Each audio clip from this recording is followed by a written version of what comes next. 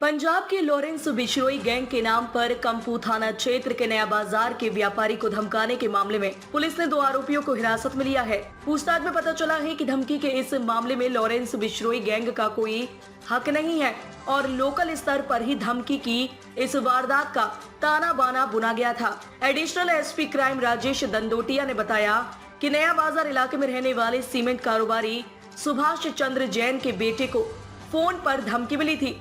Phone करने वाले ने खुद को लॉरेंस बिश्नोई गैंग का सदस्य बताया। वह बोला उसके नाम की सुपारी मिली है, 20 लाख रुपए में उसकी हत्या की सुपारी ली है, हत्या 2 दिन में हो जाएगी।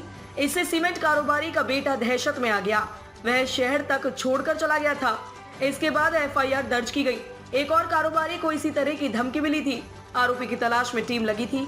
सोमवार रात को उसे पकड़ लिया। आरोपी का नाम रविंद्र कुशवाहा है, वह गोसपुरा में रहता है, मूल रूप से दतिया का रहने वाला है।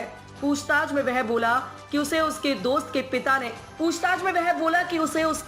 पिता ने मिस दी थी, सिम दी थी और धमकाने के लिए कहा था, जिसके बाद पुलिस ने आरोपी की निशानदेही पर एक अन्य युवक को भी पकड़ा है और वारदात में शामिल तीसरे आरोपी की तलाश जारी है।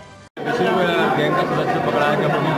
फरियादियों के द्वारा शिकायत की गई थी, जिसमें कि उनके द्वारा बताया गया कि एक कॉल आया उनके पास और उनके द्वारा ये बताया गया है कि मैं बिश्नोई गैंग का सदस्य हूँ और तुम्हें भी मारने की मुझे 20 लाख की सुपारी मिली है और मैं तुम्हें 2 दिन के अंदर खत्म कर दूंगा। इस तरह की ऑडियो रिकॉर्डिंग उसके द्वारा रिकॉर्ड कर ली गई थी। इस पर थाना कंपू में केस रजिस्टर कराया जाकर इसमें सीएसपी इंदरगंज विजय भदौरिया के नेतृत्व में टीम का गठन किया गया, जिसमें कि कंपू की टीम लगाई गई थी और उसमें क्राइम ब्रांच की भी एक टीम लगाई गई थी, जिसमें इन्होंने कड़ी मेहनत करते हुए सीएसपी विजय भदौरिया के नेतृत्व में एक व्यक्ति को आरोपी को हिरासत में दिल्ली से लिया, जिसके कब्जे से मोबाइल मिला है और दूसरे व्यक्ति जिसके द्वारा जो मोबाइल का उपयोग किया गया था वो मोबाइल जब्त कर लिया गया और दूसरा एक व्यक्ति जिसके द्वारा धमकी दी गई थी उसको भी हिरासत में ले लिया गया और सही पूछताछ की गई।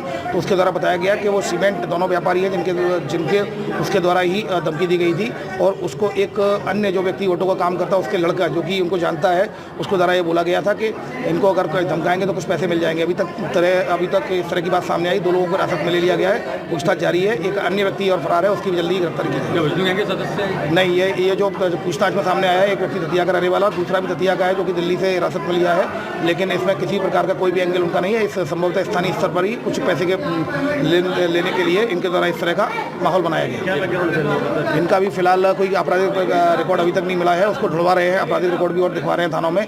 अभी तक ये चूंकि मजदूर वर्ग के जो मेहनत करके जो मजदूर वर्ग के होते हैं उनके उस तरह के लोग अभी लग रहे हैं। फिलहाल ये पूछताछ जारी है।